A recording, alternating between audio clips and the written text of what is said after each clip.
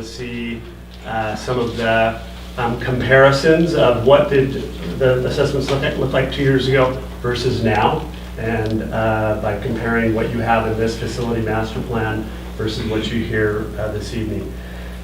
So with that, Jim and Corey, I'd like if you could come up and just introduce yourselves and share a little bit about your background that qualifies you to do the building assessments. Okay.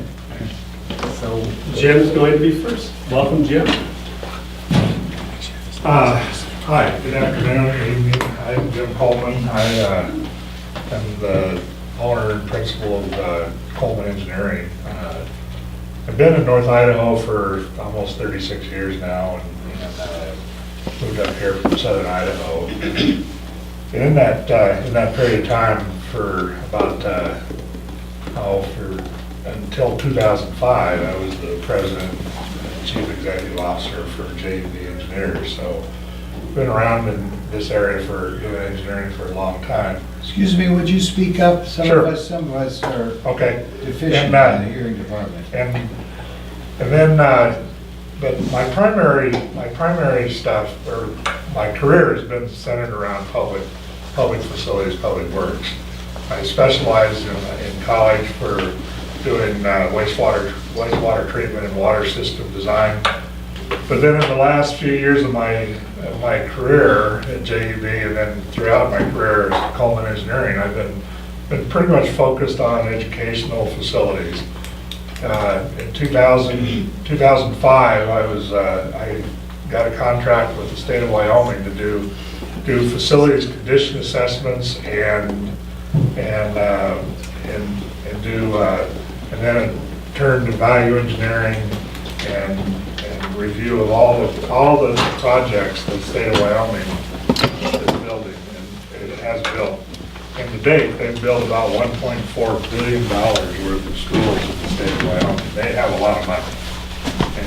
And when you consider that they only have 80,000 students in the higher K-12 program in the state, anything with $1 billion behind it is a lot of money. So, but I've enjoyed getting to know. And I've also done value engineering over the state of Washington. I've done a couple of schools and condition assessments and public participation in 4 school districts in Idaho and Washington and Utah. So, public buildings has been kind of my, and particularly schools has been what I've been involved in mostly over the past 15 to 18 years. And Corey Trapp is also almost as long as me. Longer. I'm Corey Trapp, Longwell Trapp Architects. I'm a North Idaho native, been here all my life. I started practicing architecture in '84 when I graduated from the University of Idaho. Started out as a draftsman and now worked my way up to where I now own the company. We've been doing school work for off and on for over the 30 years that I've been at the firm. For the past 12 years, I've done all the work pretty much for the Kellogg School District. For the Coeur d'Alene School District, we've done 5 remodels, 1 brand new school, and probably about 20 small little classroom remodels, things like that. I've also worked with Jim a little bit on some of his value engineering in Wyoming. We also worked on a couple of value engineering projects in Washington. So we have a pretty good background. The other thing we understand is that when you talk about Washington and Wyoming, about the kind of money they spend, we understand that Idaho doesn't fund schools like Washington and Wyoming do. And people want to be frugal with their money. They want to get a lot of bang for their buck and get as much done as they can. So for that, I'm going to go ahead and start. The first 5 schools we're going to talk about are probably the 5 schools that we think that you have, or the 5 facilities that have the most need. And they're not in any particular order. Okay, so just because we have Sandpoint Middle School up here first doesn't, in fact, we want your committee to help us prioritize which projects and which schools need to be done first and in what order. Okay, so So we're looking for some input for that. Sandpoint Middle School, I know in your last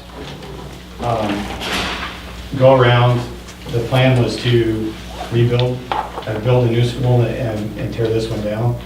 But, you know, after walking through it, I really think that, well, let me start with the things that are probably not the best in the building.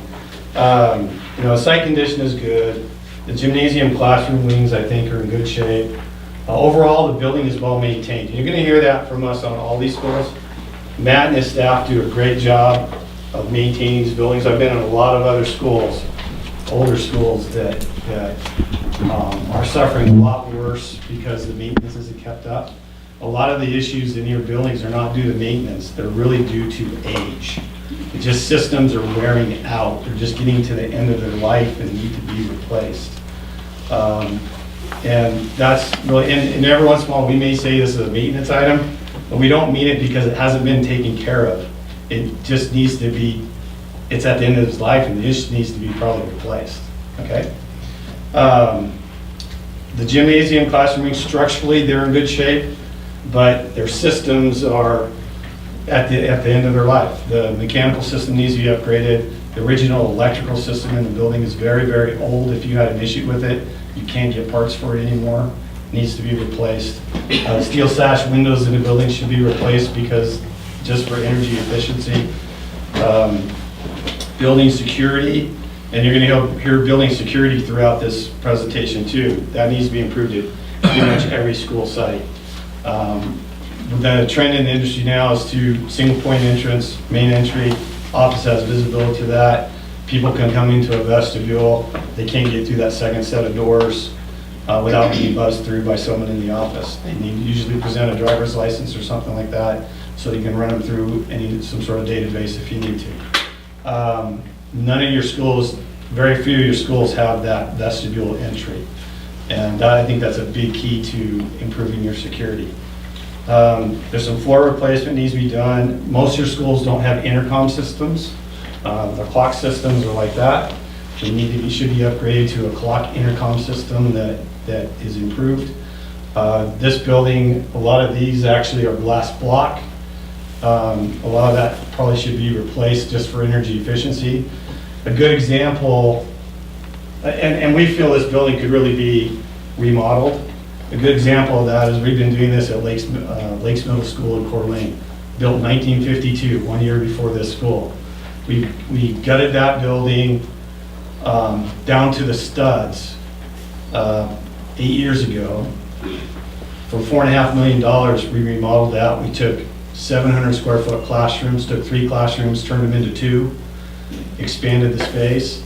And we're going to do another, this year we're going to do, next summer, we're going to do additions on the building, add a second gym, move the library, and take care of a few other things. But the majority of the building had the complete electrical system replaced, complete mechanical system replaced.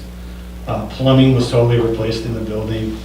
And the building is very similar in construction. It had good bones, it just needed new systems put in. All new lighting systems were put in. I think that's very doable in this building because you've got high ceilings, we have tons of space to run things around in here. Okay.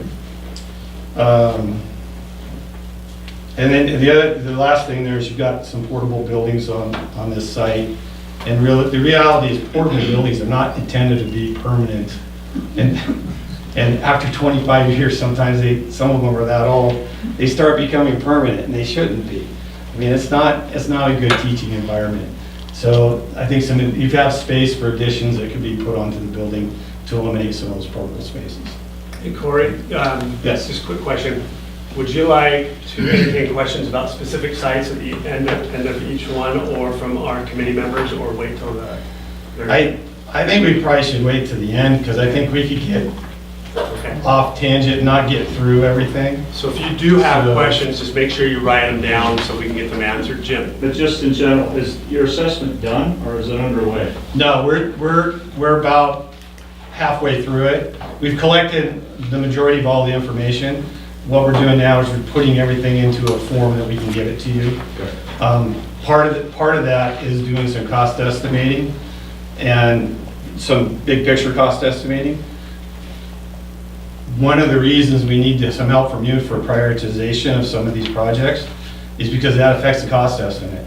If something's first on the list, it gets done sooner. If it's, you know, 7th or 8th on the list, it gets done later. And so we have to take that into account in trying to say, okay, well, we're gonna put a guess in here for inflation and cost increases. So if it's done in year 7, we know we're gonna try to put some more money in there to account for that. Okay. Oh, yeah, the courtyard in here, you know, you've got this really big courtyard. It's kind of some wasted space. That's one possibility for addition. You can either add on to it, or I haven't quite looked at it yet, but we might even be able to put a classroom wing down the middle. This whole north end is kind of a weird no man's land. You've got this big hallway in there, and circulation in here is an issue, but if the kids could come, students could come through this way. If I have a class here, and then I gotta go to shop, I have to come all the way around through the building, and it's just inefficient, and it just causes some clogging in the hallways. So, is that picture? Okay. Right, so let's go to the next one. Does this just jump to the next?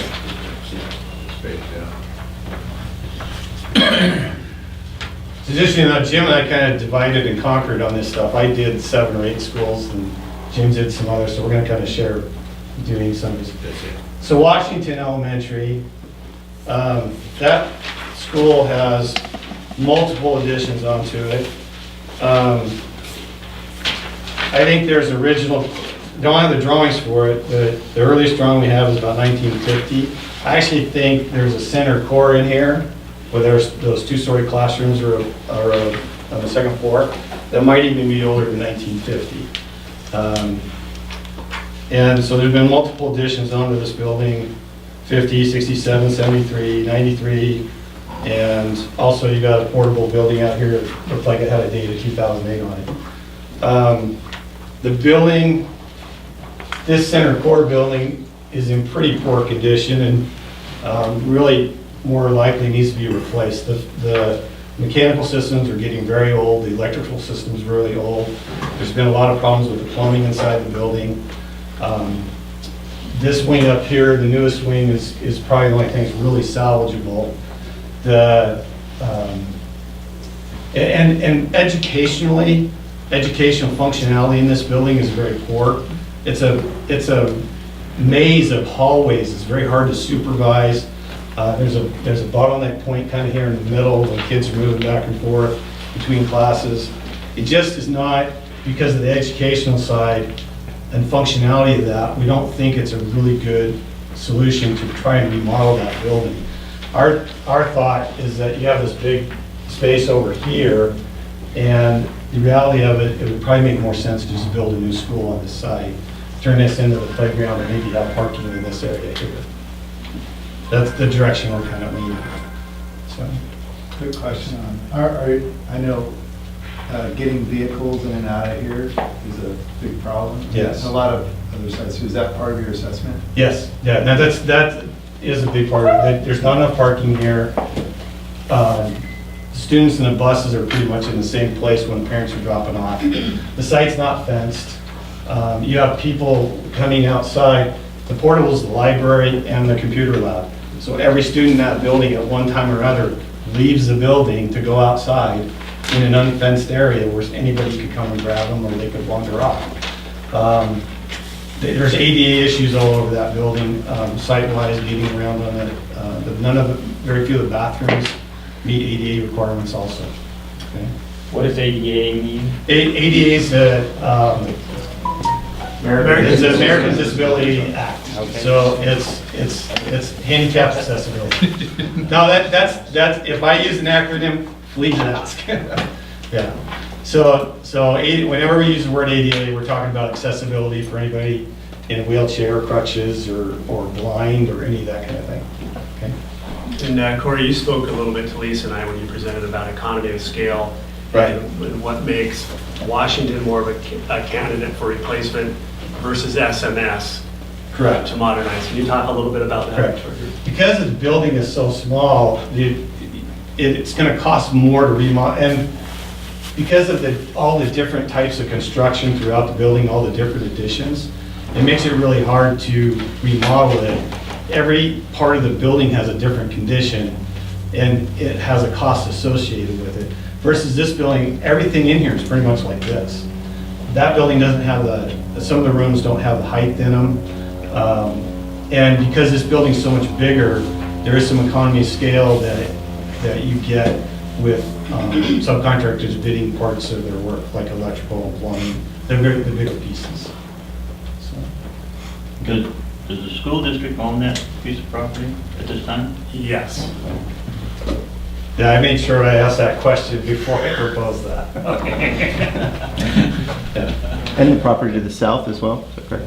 Right. Under that white. Right. So we kind of want to keep moving because we have a lot to go through, so we're going to let, Jim's going to take on the next couple. Next one is Lake Ponderay High School, which is your alternative high school. It's an old building built in 1920, and then it includes 3 portable buildings, a recently built whole building that is your physical education area, and then a greenhouse that is temporarily not in use. So the building does not function very well for an educational facility or the use as it's intended to be. It's very hard to secure. It has several inadequate systems, like, for instance, the HVAC system, while it's just a basic, I don't know what, I call it commercial furnace system. Residential furnaces. It's more of a residential furnace, and it's really hard to control the temperature adequately, and there's no fresh air ventilation. The roof is failing. As you can see, all the color is coming off of it, and I'm told that and plus it's not rated for the current snow loads. A lot of the roof maintenance is required there. Even though there's handicap parking stalls, there's really no ADA access to very much of the building. It's, you can get through the front door, but you can't go upstairs. There's no ADA restrooms in the building. Our recommendation for this facility is to look for some other facilities that could be repurposed for your high school, your alternate high school uses, whether that's an old warehouse somewhere in town, or an office building, or something of that nature. We just think that this is probably, I mean, it functions today, but it doesn't function well, and we would agree with the assessment that it needs to be replaced. The next one is. Yeah, could you, just to clarify one piece, I'm so sorry to interrupt or interject. So your recommendation would be to find another space potentially. Is that, and the reason behind that versus potentially rebuilding or building new, did you have thoughts on that too? Well, I mean, if you can't find another space, then building new is obviously the next best thing. And then you're just gonna have to find some property to do that on. The property that Lake Ponderay High School is on is a fairly, in my opinion, is a fairly valuable piece of property. And could probably be sold and provide a good start on a new building or remodeling the existing building. Thank you. Northside Elementary. This building was built in 1953, year after I was born, so it's really old.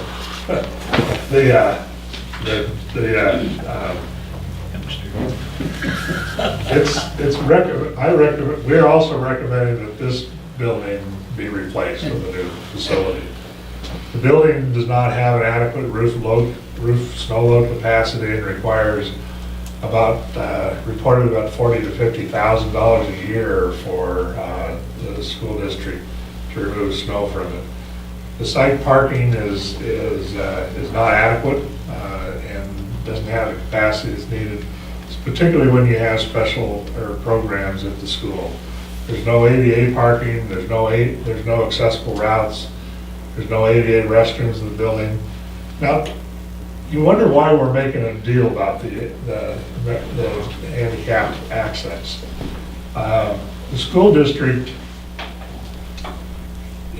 school district's getting by okay with that, but in order to comply with the Americans with Disabilities Act, you have to either have the facilities in place, or you have to have a plan to put them in place, or you're subject to some individual coming in and suing the district for these lawsuits are get pretty expensive in a very short period of time. So we're just recommending that at least we need to get a plan in place for improving the ADA facilities. This school, the gym floor needs replaced. The plumbing waste lines is one of those, reportedly they're galvanized steel and they're failing under the building slabs. All the plumbing waste goes under the building slabs and they're galvanized steel. We don't use that anymore for a reason, because it doesn't last very long. This has been asked the last 60 years. One of them has already failed, and we're suspecting that there's more of them that are failing. The HVAC system is an old, 60-year-old steam boiler. It's been, it still works, but it has its problems. It makes it very difficult to modulate the temperatures throughout the building, because it's either on or it's off, and it's very hard to modulate the temperature. The electrical service is the original service that was put in there in 1953, and it's inadequate size, and it needs to be replaced. It may not be entirely safe. In addition, the fire alarm system is not adequate, and the building needs really some security upgrades, because it's a very open campus and lots of access to it. Next one that I'm going to talk about is Clark Fork Junior Senior High School. I just want to clarify a couple things, just on the snow removal cost. Definitely, we aren't spending $450,000 a year on that building alone. Okay. So I wanted to make that clear. And the other thing is, on the heating system's all original. The boiler that's there is newer. It's probably more of 12 or 14 years old. But that's just the part making the steam. Everything connected to that is all the old original stuff. So That's a long time for a steam system to operate. It really is. And, the boiler looked old. it looks old. It's Yeah. just not. The boiler's tested, I mean, they can explode, so our boiler. Oh, yes. There's a yearly inspection, or is it? Yearly inspection. I mean, we have state licensed HVAC guy that maintains, and I mean, we're working on those boilers weekly. And then there's a boiler inspection company that comes around. Hartford Steam Boiler has been around for forever. They come around and inspect our boilers. Clark Fork Junior Senior High School, probably the biggest thing on this building is that programs at Clark Fork are going more towards a career technical education program, rather than, really, some really amazing things they're doing at this school. But they're doing them all in this little tiny building right here. And there's not enough room to walk between all the projects in that building. And you couple that with the fact that there's really no services over here. There's no restrooms, there's no, the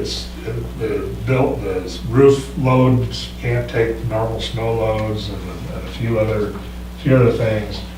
This building is probably, would be our recommended, it'd be the first to be replaced. And this portable is, in my opinion, shouldn't be inhabited. It's not in good shape at all. The gymnasium roof here is showing signs of stress, and should be replaced. And when it gets replaced, we're recommending that we were taken all the way down through the deck and try to fix the structure while, we'll have to do that evaluation. Try to fix the structure while you're replacing the roof. There's very limited ADA access on campus. There's no ADA restrooms or showers at all in the building. The field house, where am I? It's right there, go up a little bit more. No, back towards you. Right here? It's just above that. Yeah. It's right There- through there there. it is. Yeah. Field house it's not good. It's in very poor condition. The restrooms need to be replaced. And then, there's an historical section of this building over here that's primarily not occupied. And it, need to decide what to do with it because it's costing this district money to maintain it, even though it's basically not in use. Something has to be, even if it's empty, there's still things that have to be done to the building or it becomes a bigger liability than it is today. And why isn't it occupied? Not enough students? Too No, old? no, it's just too old. It just can't function very well. I don't know, Matt, the heating system is, Yeah, it was abandoned long before I started working for the district. yeah, And space-wise, they don't need that space. right. It wouldn't work to put the CTE programs in there. It's just too cut up and It's too small. it's too small. Yeah. And this It's elevated off the ground too, so you can't. Yeah, get this- into it very This well. building is structurally not up to any kind of standards of today. It doesn't have the roof, it doesn't have the structural roof. loads. Unreinforced masonry. It's unreinforced masonry, so it has no seismic capability at all. So I think the district needs to decide what to do with that historical building. I mean, it'll cost, if you decide to gut it and try to make it usable, it's gonna cost a lot of money. There's also a lot of other things that are old and like Corey has said, useful life. Lockers and other fixtures inside the building are just, you can't even get parts for them anymore.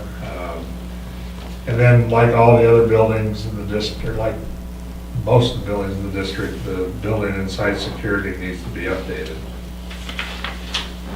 Those are our 5, I guess, worst buildings.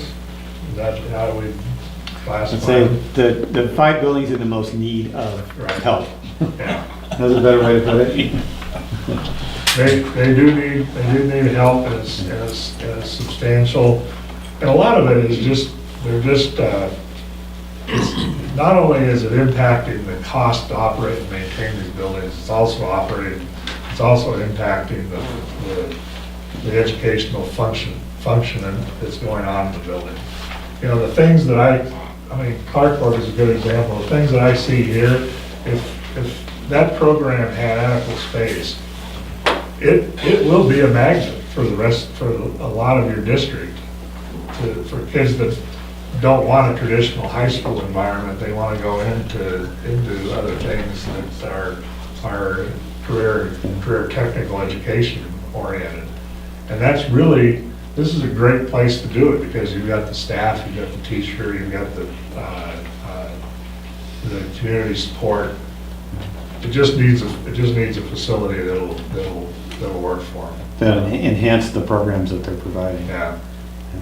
Now, we understand there are a few students from Sandpoint that are going up there.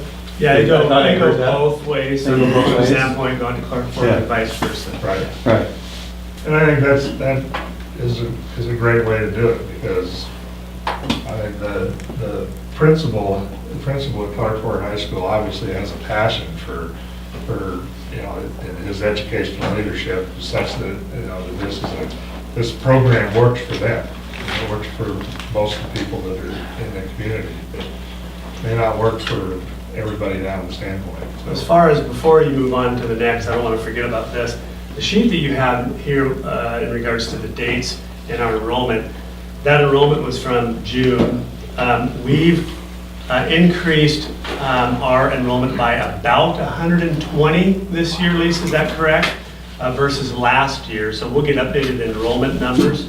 That's not counting our homeschool academy, which added about 40 to 50 students. So we will be spending some time talking about enrollment at an upcoming meeting as well. So the 2015 assessment on enrollment is incorrect then? Yeah, they're always just projections, right? So I know, but Yeah. that has some impact on, you know, how much people are willing to put into a bond. Exactly, so that's why it's very important for us to revisit that as a committee, yeah. Your Okay, trend at that time was downwards. I But I don't know, do you want people to ask any questions they have? About those for- five? About those five? You Yeah. bet. And then we can start on, if we have time, we can start on the other building. yeah, let's do that. So Yeah. what questions might you have about the assessments at any of those 5 sites at this point? Yes, Jeremy Graham, for remodels, what is the requirement to meet ADA compliance? Is it a percentage of the total remodel budget, or is it for the actual portions of the structure you touch?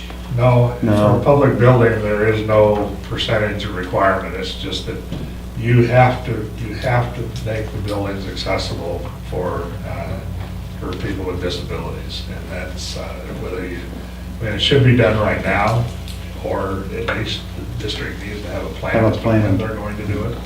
Sure. It's usually, it's pretty much the whole building needs to be accessible.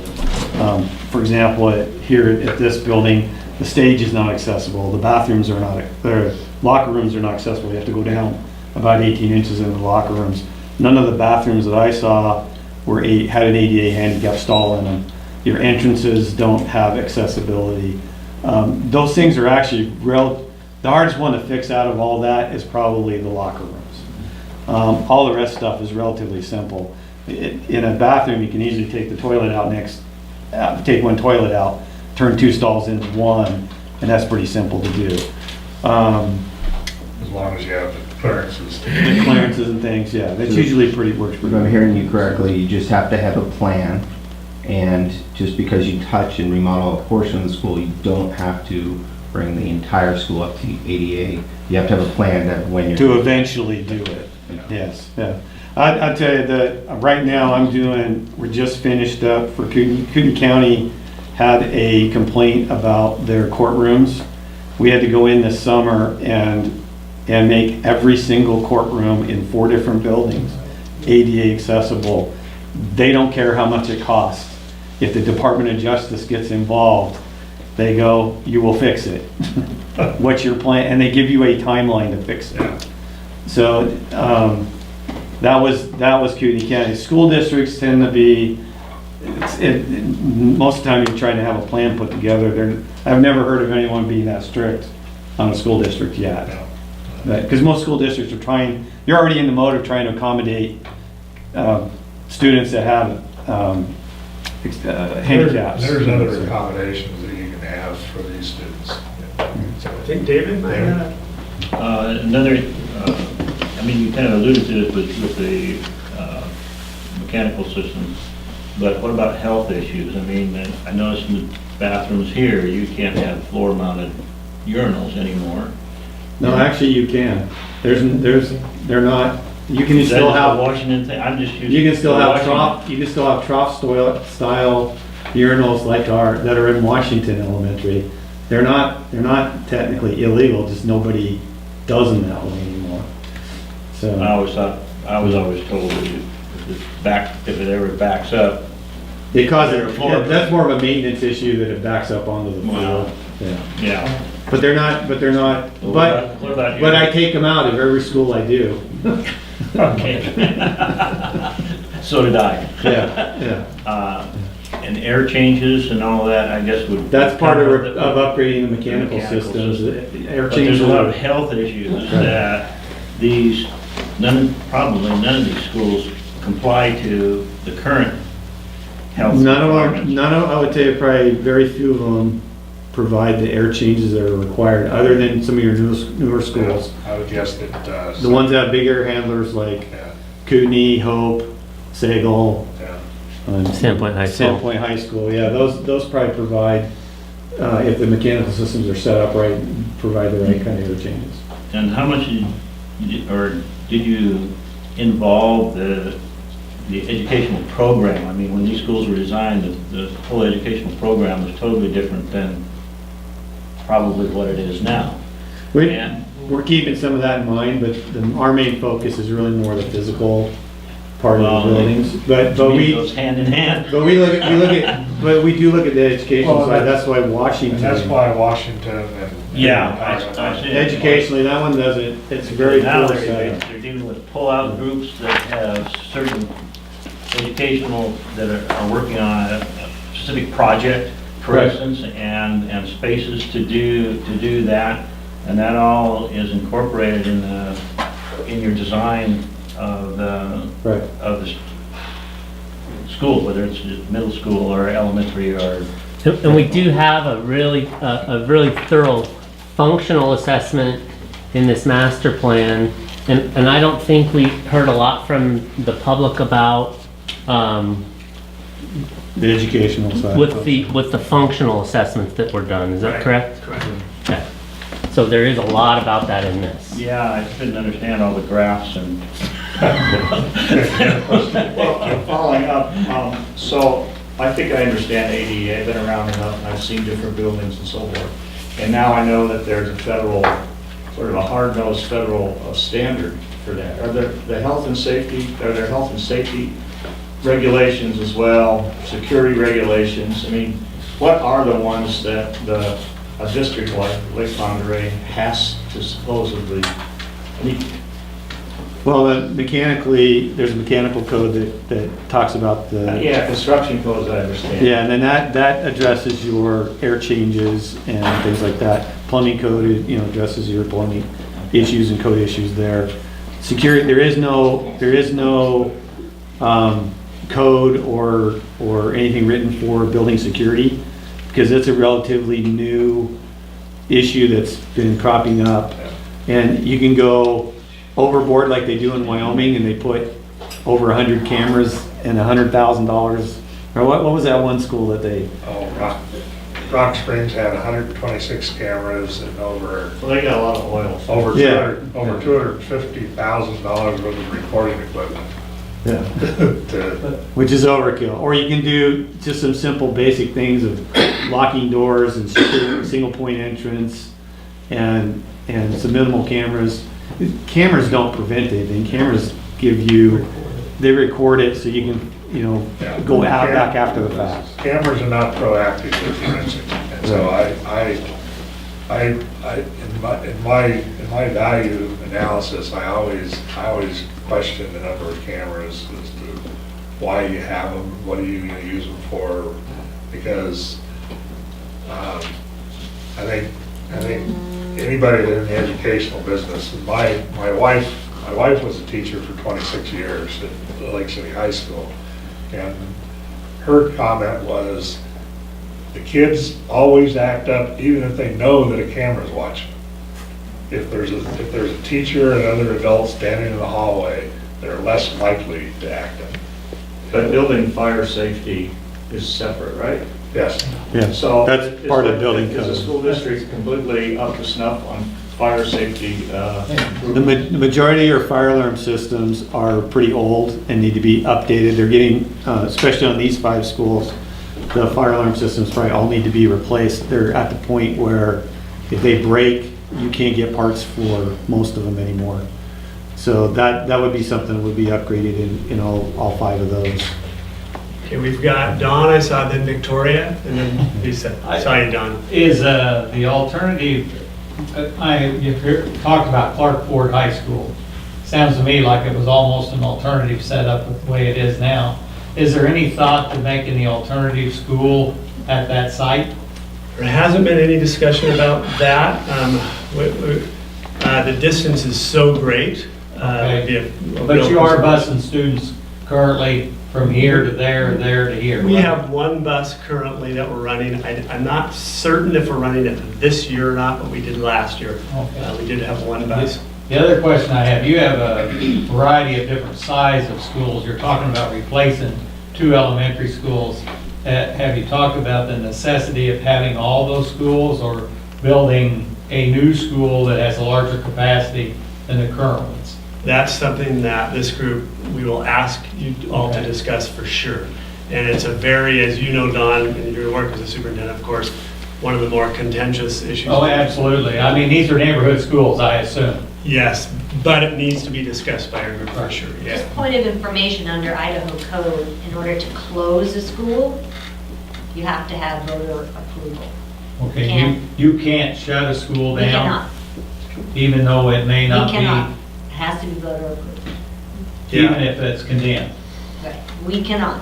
You Has to be can't. voter approved. We'll bring it, it's a very interesting code that we'll bring to share with you all, so it'd be good for you to have in your back pocket. It doesn't prevent us from going down that road if we felt that that was a necessary recommendation. Victoria, then we'll hit Randy. I was just wondering, going back to the ADA, and working with the plans, how long can you actually have a plan in place before they come after you for actually implementing it? It really depends. Depends. It really just takes one complaint Complaint? and one lawsuit that says, you know, this school district has promised that they're going to be doing this and they've not done a thing, and, you know, then they take it to court.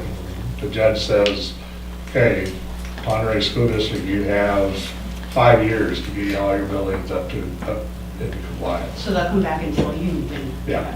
And what we've Yeah. done, Victoria, sometimes, not sometimes, often, we know ahead of time as students move from one level to the next, that we're going to have to make some adjustments to a school site to accommodate a specific need. A couple years back, I think we did that here. So that drives it as well. It's not, and a lot of times it's not the entire district, it's, Exactly. you can kind of, Piecemeal? depending where those students are coming from too. Thank you. Yeah, we'll hit Randy, then get back to David. So full disclosure, I work at the alternative high school, but why was your recommendation not to rebuild the school? Well, it more or less was rebuilt. Just, you know, we see some opportunities in other districts that we've worked in where there's a office building or a factory building or a combination office, factory building, warehouse, office that is no longer in use, or, you know, the business has outgrown it and they want to move on. If something like that exists in Sandpoint, in the Sandpoint area, that would be a good candidate to go in and remodel, repurpose it for the alternative high school. If something like that doesn't exist, then yes, you probably are going to have to rebuild new. And you could rebuild on that site, you could build to the north side, Yeah. you could build somewhere else. I mean, there's different options. So we'll hit David, then Eric. Is the high school building at Clarkport, you said it was a historic building? Is that on the register? Is that on the I historic don't think register? so, no. No. And it's just a piece in the front of it. It's the. So there's no federal money for doing anything? To be honest, you don't want to get on the historic register because. I know, I've done one Yeah. that way. I know what you're talking about, but it's money. Sometimes. So we'll go, Eric, go ahead. I just want to make sure I'm understanding on the alternative school. When you say rebuild, is that like bulldoze and from scratch, or are you talking remodel? Or is it remodel? Yeah, there's, Not for the alternative high just school, because it's such a nice school. I mean, it looks nice from the outside, Right. but it's not, it truly doesn't function for any kind of an educational facility today. but there was the old like 8th grade center. What they call it, the 8th grade center. That no longer with 9th grade center. It's no longer with the district, but it was remodeled and it's very nice in there. Yeah. And I just didn't know, Yeah, structurally, there's no there's- bones there? Or? Part of it you bones get aren't into very is good. economy of scale again. It's a really tiny building. And the ninth grade center is the one over here, right? Yeah. I wrestled there in high school. Yeah, that building's much bigger, so there was a lot, and it just had more ability to do that. I mean, the fact that you have 7 classrooms in portable on that site, plus a separate building for your physical education, tends to tell me that there just isn't enough room in that building, or can you add on to it? I mean, adding on to that building would be nearly impossible to make it functional. And the building's old enough too, it's unreinforced masonry, so to bring the building up to structural code is gonna be pretty expensive too. And I say this too, it's a cool building from the outside, but that's the only part of it that is really, actually, really nice, is the outside of the building. So. I believe that building was condemned at one time. Could have been. And they reopened it when Casey and I went to 2nd grade there. So. It was. I don't, in 2nd grade, I don't recall the condition of it, but I do remember bricks falling off of the chimney up there down the roof and landing on the ground every now and then, so.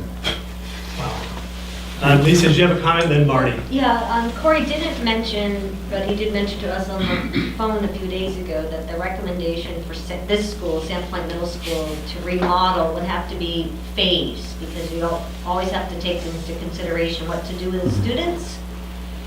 Right. So I just want to articulate that. Okay, thanks. Marty, go ahead. I have a strange question. Did you ever consider air conditioning so the schools could be used year-round? Sure, and, I mean, there's a lot of ways it can be done. The climate in Sandpoint is such that other than in places like offices and places like that, you probably don't need air conditioning. What you need to do is come up with a control system that uses the nighttime purge when the temperature goes low. It's called economizer cooling. And I mean, places like this school have such a building mass that if you can get it cooled down during the night, it stays cool throughout the year, as long as you have good, thermal barriers and infiltration barriers that don't allow the heat to come in and out. So, yeah, air conditioning is something that if the district was ever planning on going to year-round schools, some buildings will need it. But overall, my opinion, I don't think that it's necessary in Sandpoint because your weather usually isn't that hot. But educational philosophy changes. Absolutely. Other questions at this point? Yes, Steve? This is just a real simple, basic question I'll ask Lisa for financing. There's this KISS initiative, Keep Idaho Students Safe, and I think it's like $19 million this year for the whole state. Probably very much of that trickled to you. Can you use some of that money to address some of these immediate safety concerns, whether it's fencing or what some of the things he's talking about, and we don't have to worry about the plant levy, or do you hardly get any money at all for that? So Superintendent Yabera released a draft budget September 1st. All agency heads are required to release draft budgets. And in that draft budget for next fiscal year was this safety Yeah, I have a copy of it. But and she also asked for a supplemental appropriation for this year. So for next year, of course, all of that has to go through the legislative process, which will come in January of 2019. And to ask for a supplemental appropriation this year, she'd also have to wait until the session adjourns. From what I've read for this year would be on an application basis only. So it's an idea, a public policy addition for the current superintendent who's up for re-election, but there's no money has been appropriated. Okay, thanks. Whatever I printed out said 2018, 19, and it came off the state website, so I thought, oh, that's a Right, problem. right, she's asking for what's called a supplemental appropriation to this budget cycle. Thank you. The other thing that we will all have, I think by the next meeting, is each of these 4 or 5 buildings by building system with all the issues. You're looking at mechanical versus the envelope of the building, et cetera, et cetera, et cetera. So you'll have a deeper dive look for each of these buildings. Obviously, you'll want that because I'll be taking you through some kind of prioritization exercise, and you'll want to have a deeper look, but that will be coming. Have many of you been to all of these buildings?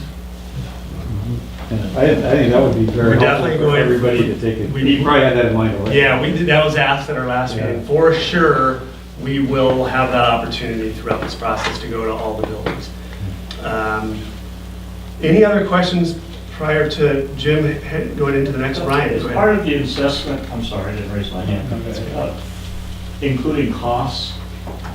I mean, Yes. you'll have a recommendation where you have a cost figure associated with it. We will. And then we're kind of the choir, and we're gonna have to sell this as much on money as we are on need.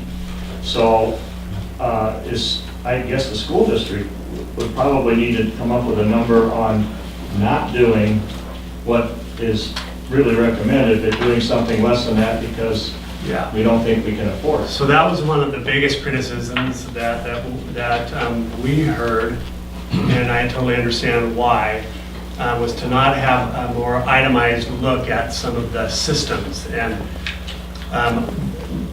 we'll be working on getting those numbers. Of course, there'll be high-level estimates because without the design work. Yeah, it needs to be, yeah, summary is all it's gonna work, but. Yeah, but something, but we definitely will have a much different kind of comparison, if you will. What if we rebuilt versus modernization? What are the cost differences there? And what if we just took a couple of systems and attacked them, right? It saves tax money to rebuild, that's a good story. Yeah. Well, and that's one of the things that Corey and I talked to the district about is that could you rebuild, say for instance, refurbish and modernize Northside Elementary School? Absolutely. And could it be less than rebuilding a new school? Maybe. Until we get into it, it's probably, it's gonna be so close, but what you end up with is you end up with well, I'm just throwing out numbers, these probably are not, don't hold me to them today, but say you have to put $5 million in the north side. It was 8 million last year's plan. Yeah, well, that was a replacement. Yeah. And say you end up spending $5 million on remodeling it and upgrading it. Well, you end up with a school that may serve your needs for the next 20 years, but it doesn't have the new, what I would call the state-of-the-art educational functionality built into the building that you can do with a new one. So now you get a building that will probably last you 40 or 50 years for maybe $1 million or $1.5 million more. And so that's one of the things that Corey and I are going to talk about is that's in our report. The biggest issue at Northside is that structurally the roof won't handle it doesn't meet the current snow loads, and if you get a really big That's a snow good point, 40 to 50K a year. and that's is huge. Yeah, and that building is really hard to go in and do something to the structure of that roof to make it stronger. That's the biggest reason why north side probably needs to be replaced. It's very, very difficult to improve that structure to carry the snow loads. Well, and you've got a lot of the systems too that are under the floor, under the slab, in places that you really can't get to and replace. So you're either gonna have to abandon them in place and then, or tear up the floors. It just gets to be very expensive. And then the next thing is, what are you gonna do with the kids that year to year and a half to remodel that school? So we've got Ryan and then Rich. Did you have a question, Rich? Ryan first and then David, you're next. Ryan, wait. I'm a music teacher. I travel. I've taught at 4 out of 5 of those schools that we're currently teaching. And do you guys, as part of your cost benefit analysis, try to touch on that quality issue? And like, we're spending lots of money on people's salaries and having people be in these buildings, and that money isn't being used effectively, partially because of the space. Is there any way to quantify that in your position? Not really. Not at the level we're working at. We're not getting that, quite that detailed. We're bigger picture up here. Yeah, and I didn't realize that there's some more immediate needs to meet, but I was curious. Well, has the district given you a dollar amount for displacing students, In other words, if you take. No, we how haven't many are had on the north side, discussions. and you have to put them someplace else, there's a dollar amount that is associated with that, and should be calculated into remodeling or replacing with new.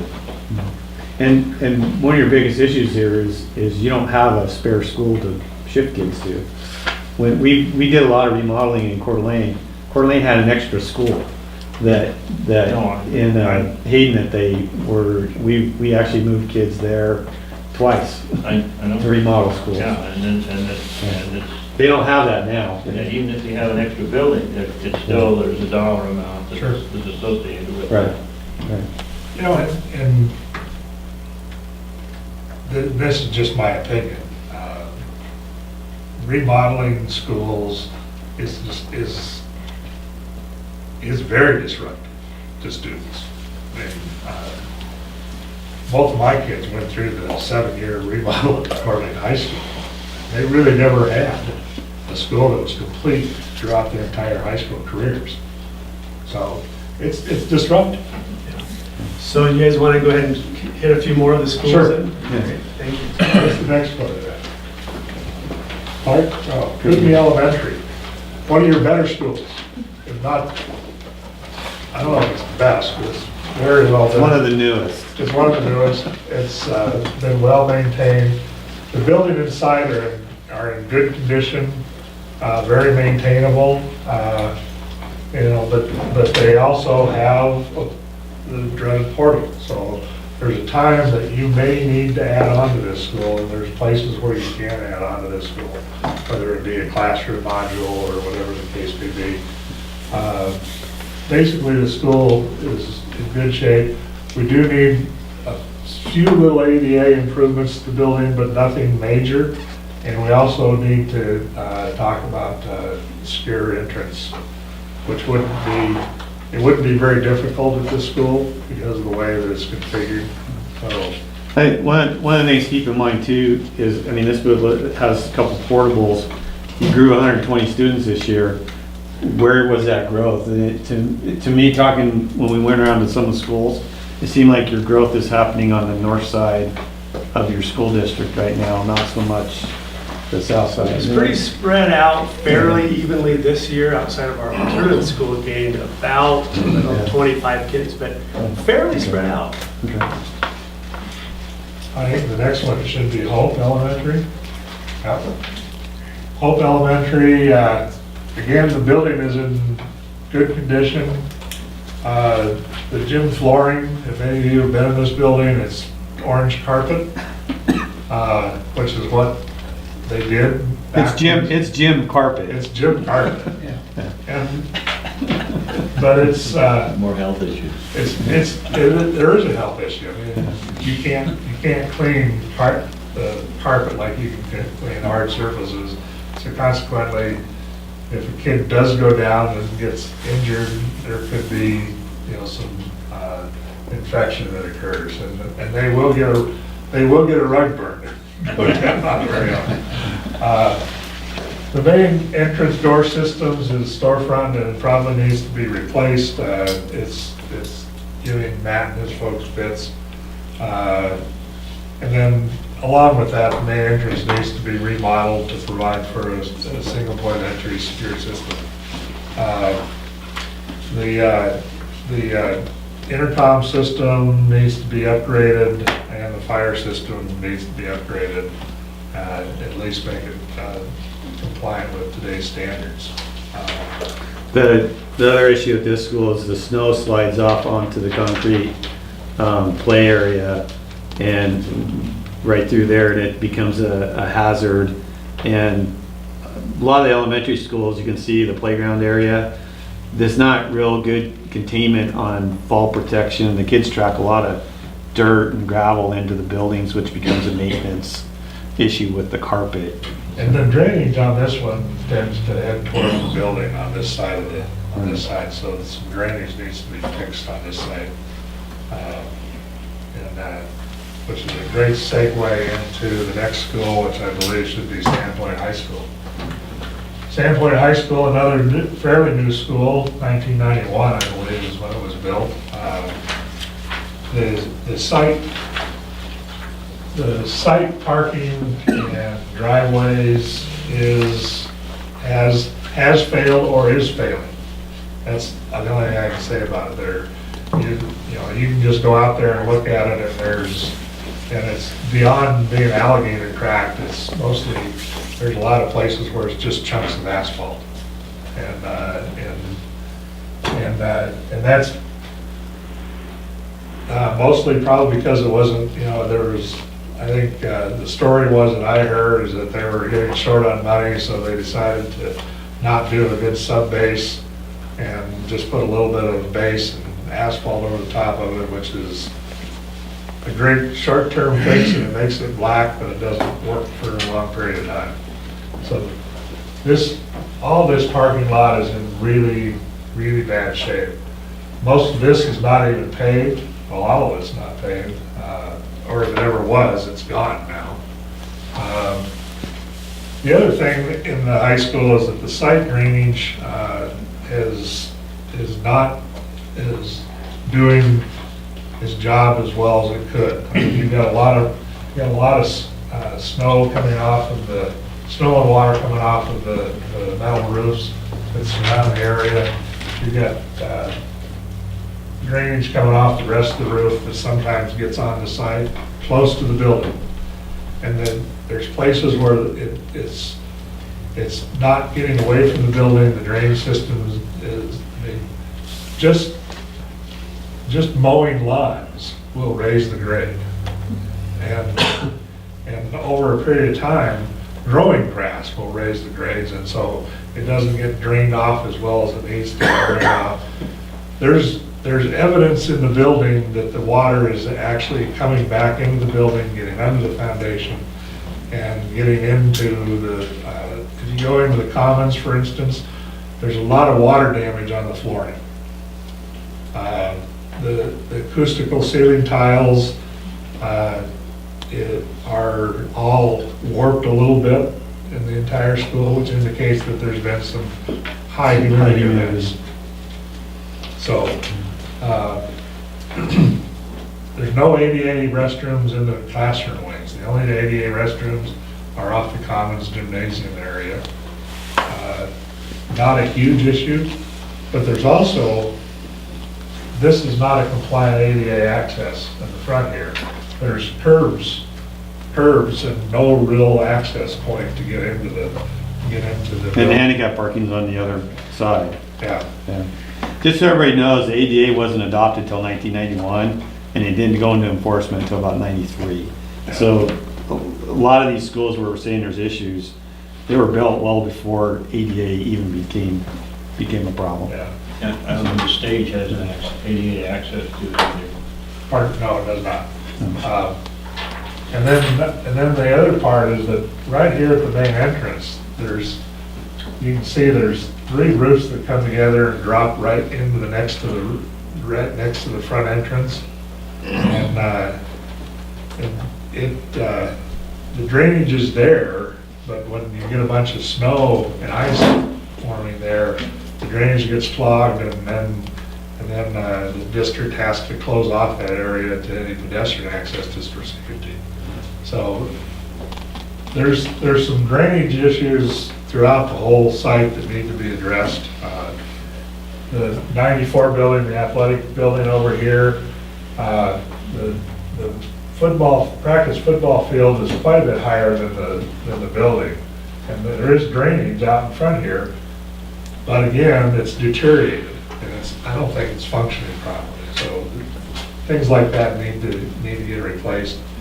I think those are the things that I look at and I say, this is a thing that you can replace now for a certain amount, that you can fix and replace now for a certain amount of money. It's gonna save you a huge amount of money down the road, but not having this other unintended damage. And so, those are the things that we're gonna talk about. You have some roof repairs or replacement that need to be done. There's ongoing snow management on this roof because it's mostly designed for 40 pounds per square foot, but no drifting loads were calculated on the roof. I think you had one collapse just after it was built, I believe. If I remember my memory serves me well. Auditorium. And this building, even though they're trying to have a single point of access for site security, the library is here, the office is clear over here. And so it's really hard to get eyes on the entrance and have any kind of security there. So we think that there's going to have to be eventually some kind of a remodel and repurposing spaces up there in front to make that right. Might be a good time to fix this roof problem too. So one of the other issues here too is the driveway entrance. The middle school and the high school share the same driveway entrance for buses, and then you have parents and students coming in those entrances too. One of our thoughts is to add another entrance between the two that's just a student entrance to the student parking lot. At least get the students out of there, and it will free up maybe some space for the buses and get some of that congestion out of there. Yeah. Right now, the little bit, that building right there This building right is here. art for the high school. Yeah. So The high school kids are walking all the way past the middle school to go to art. And we understand there's a couple of the buildings, the portables at the middle school, the high school uses a couple of those, I'm not sure. Portland 5 and 6 for ecology. Yeah, we used 2, plus the annex. Right. We used 3. And there's a portable on the south end of the high school too. So, Which, by the way, is not ADA accessible either. no.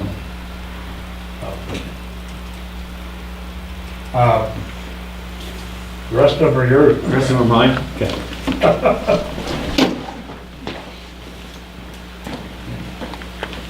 So, Farm and Stidwell, appears that this was the first edition.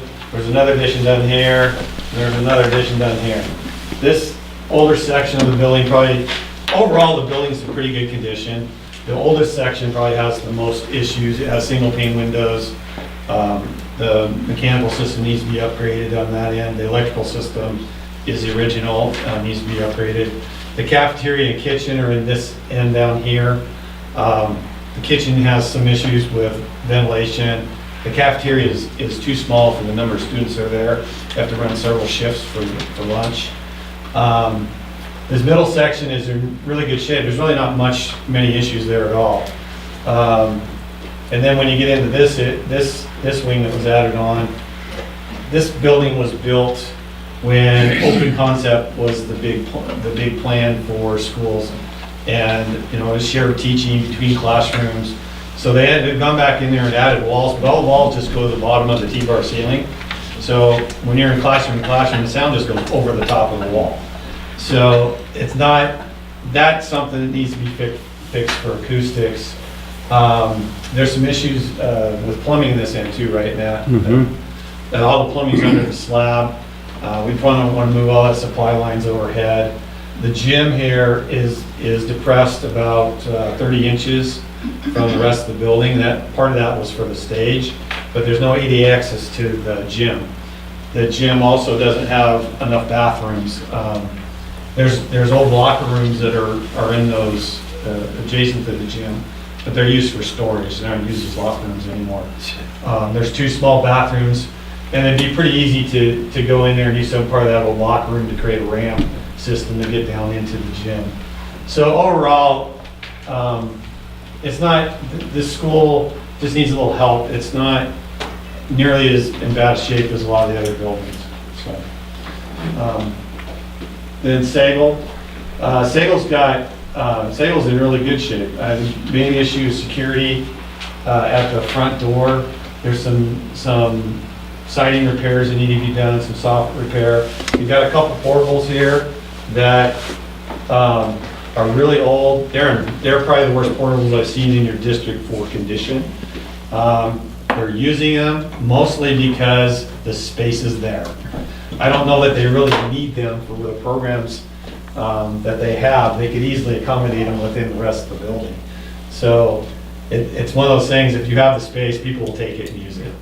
But otherwise, a couple of things in the playground could be repaired. Parking here is good. You've got good separation. Parents are here, buses are here, so this school's in really good shape. Just a few things like, it does have an intercom system, but it needs to be upgraded. Fire alarm system looked pretty old. Fire alarm system is just about every building probably need to be upgraded at some point, especially, that's mostly just the head end piece of it, the control. Let's go to the next one. Okay, South Side. South Side was built pretty much the exact same time as North Side was. Their gym and the original classroom wing were identical. There was a fire here, the classroom wing burned down. Classroom wing was rebuilt in 73, I think, if I remember right. Is that right? 70. 70, okay. I knew I was close. So the classroom wings are in pretty good shape. A bunch of it's on crawl space. There's some issues with the VCT sticking to the floor, that some of that needs to be done, pulled up, and the substrate being to be done. There's a lack of parking here. When they have events, the buses and parents are in the same place. That needs to be fixed. ADA access and secure entrance into the building. The gym has issues with snow load, but the way the gym is built, the beams are exposed within the gym. We can easily get up there and add steel to the sides of those beams to beef up the structure. So this is a fixable issue. Another big problem here is that this asphalt area for playground is really a drainage ditch. There's a low point in the middle, all the water comes down into here, it drains along through here and out. You have to go up a series of steps to get up into the playground area. There's a lot of grading back in here that should be redone. There's also icicles that hang off the end of the building and become a hazard. Matt's staff has to go out there and knock off the icicles so that they don't fall on the kids when they're going out through the doors. So, but all those things are pretty readily fixable. I think the school can be remodeled and its life extended really well. So. And mechanical. And mechanical system needs to be upgraded too, yeah. Same thing, the original mechanic boiler, or it's not the original boiler, but the boiler, the original electrical are out here in the gym section. The kitchen is undersized. It could be remodeled because one of the coolers actually sits in the gym because there's no space for it. The other freezer is down here away from the kitchen. So doing a small addition to the kitchen would make it more functional. So I think that's our last one, isn't it? Yeah. Okay, great. So thank you very much. So Okay. what, any questions about those buildings specifically before we move on here? I got one other thing to talk about. Can we go back to the high school one? Yes. So one other thing I want to talk about the high school is just, and this complex, is another reason for remodeling this facility, because I think it has good bones to do that, is the original plan was to build a new middle school and turn all this back into athletic fields. So you're spending a lot of money to do that kind of thing. We think there's an opportunity to reduce a lot of your costs by remodeling this building. You can do that for a lot less than building a brand new structure.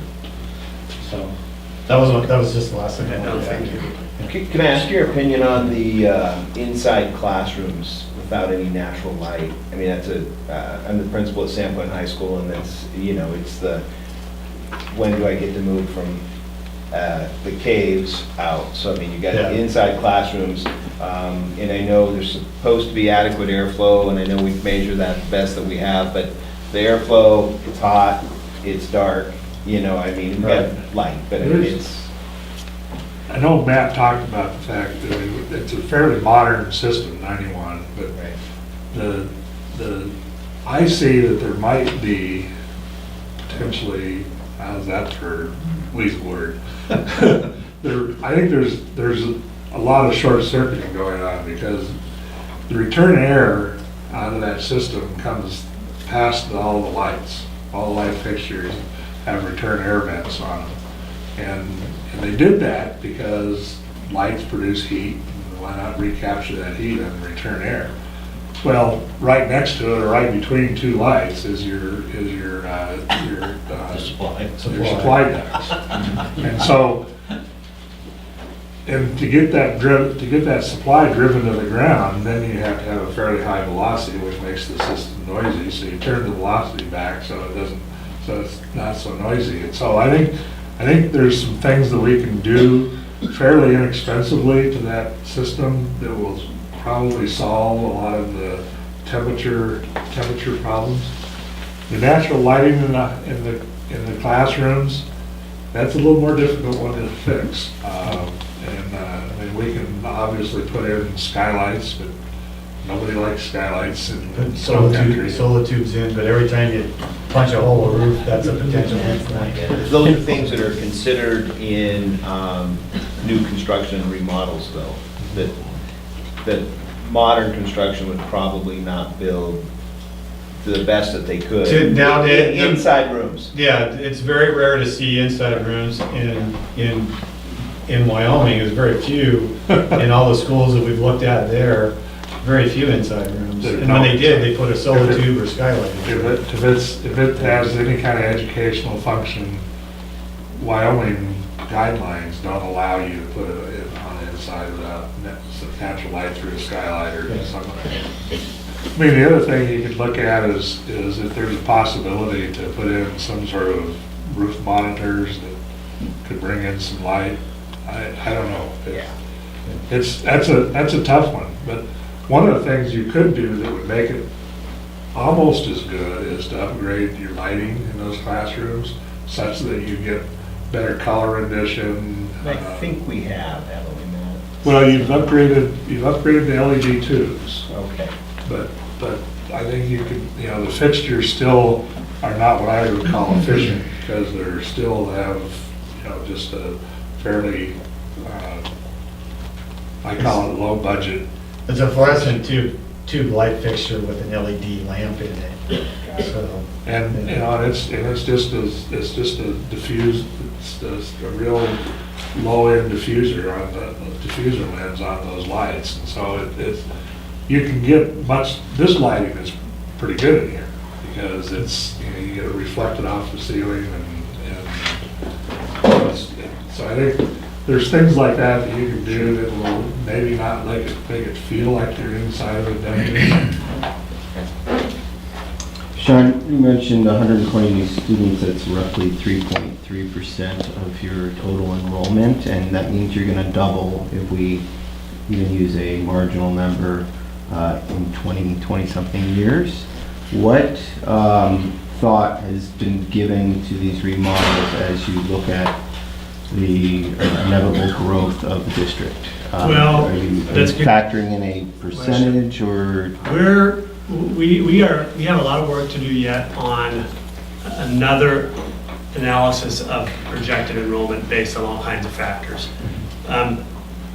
We're looking at initially more of a declining enrollment trend.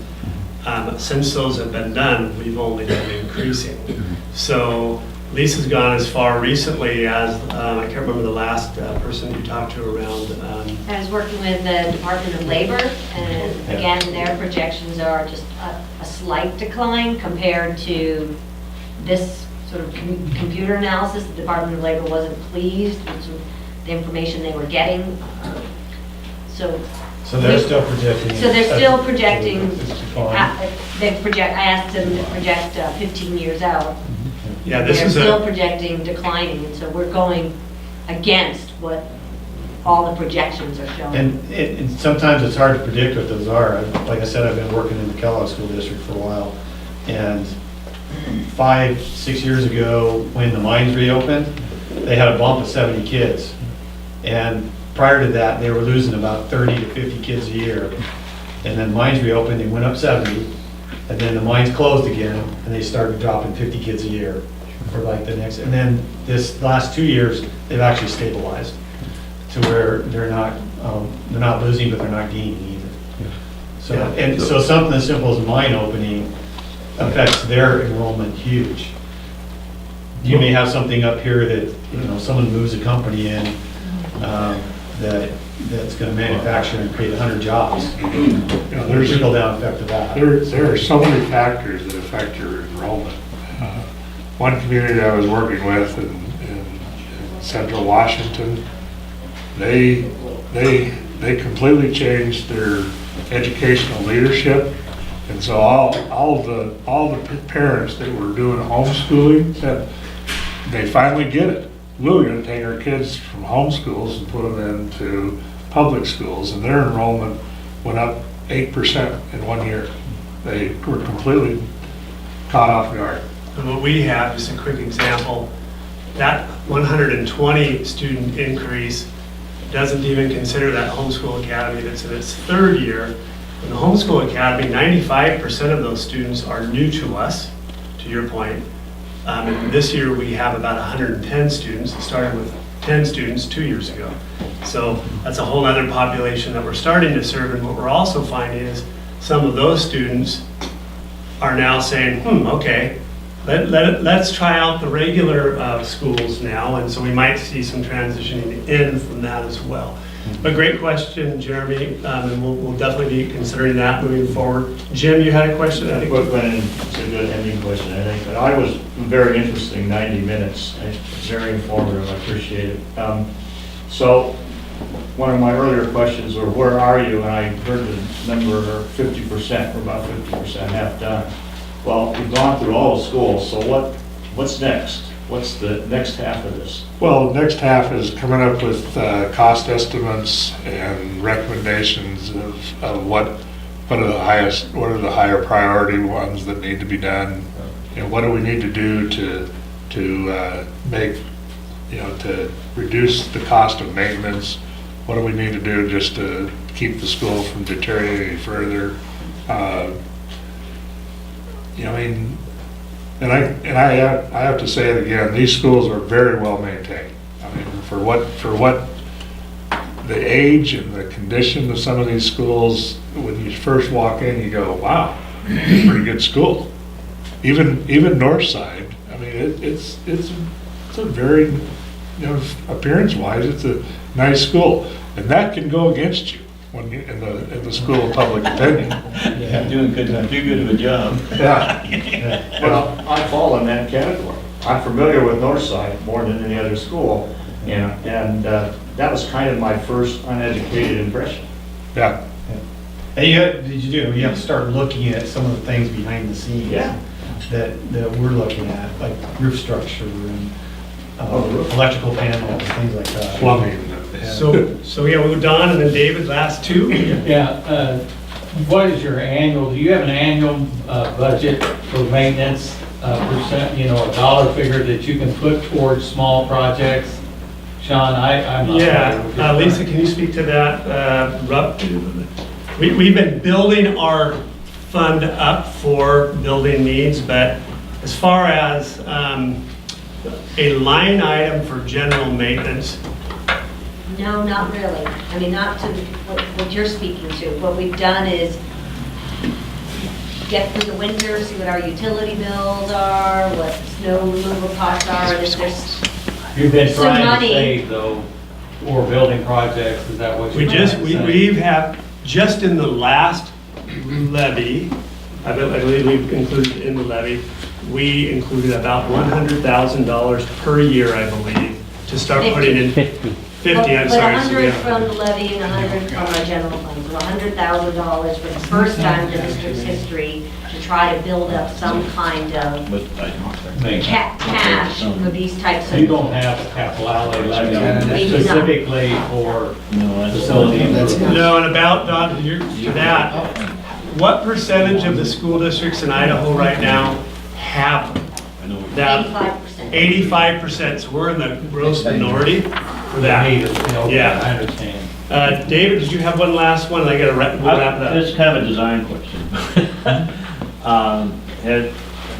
Does the high school and the junior high school each have their separate food facilities, or Yes. Yeah, they each have their own kitchens. have you, in a little bit of remodeling there and the other, have you kind of thought about maybe consolidating those services? We haven't got that deep into You haven't those kind gotten of the things. design that much. And I think if you do that, then you gotta transport the food. Not there, you don't. Well, you gotta, if you cook it here, you gotta take it over there. I mean, there is some transport, but, the facilities are But pretty administration. much big enough in both of them. The Well- kitchen at the middle school needs just a little remodeling for some venting and, equipment replacement probably. So we mentioned high-level cost estimates will be coming back to us. A more detailed physical assessment, we'll have something on paper for you to look at and analyze and pour over. We'll talk more about functional adequacy of each of the sites, which is included in this facility master plan. You can refer to that. These guys mentioned, they will give us a look at, from their standpoint, what would that priority list look like? What I've learned over the years, and many of you have as well, is there's also a level of subjectivity involved in what should a priority be, what should be first, what should be second, third, and so on. And we're going to wrestle with that. Because I think that we had numbers assigned to the buildings last go around and said, okay, well, it's logical, if this number scored a 37, that should be the number one priority. And hindsight, right? I believe we should have had more in-depth discussions as a committee about other factors as well, which we will do, because the numbers don't tell the whole story. So we'll be ready for you at the next meeting. We will give you, we hope, information ahead of time that you can look at, because what I'd like to see happen is we'll give you some of these things ahead of time, and if you think you need more information prior to our next meeting, please ask, and we'll try to get as prepared as possible that way. I know things will come up at the meeting, however. But with that, certainly appreciate all of your time and your willingness to be a part of this. I hope you all come back. Pretty good attendance. I think we had 21 out of 23, so not bad. You've been talking about site visits. Oh, yeah, definitely. We will not be here next time. We will be somewhere else, and it will also include a tour. So we'll talk to you about that once we decide where. Okay? All right, have a good evening. Thank you very much. Thanks to you.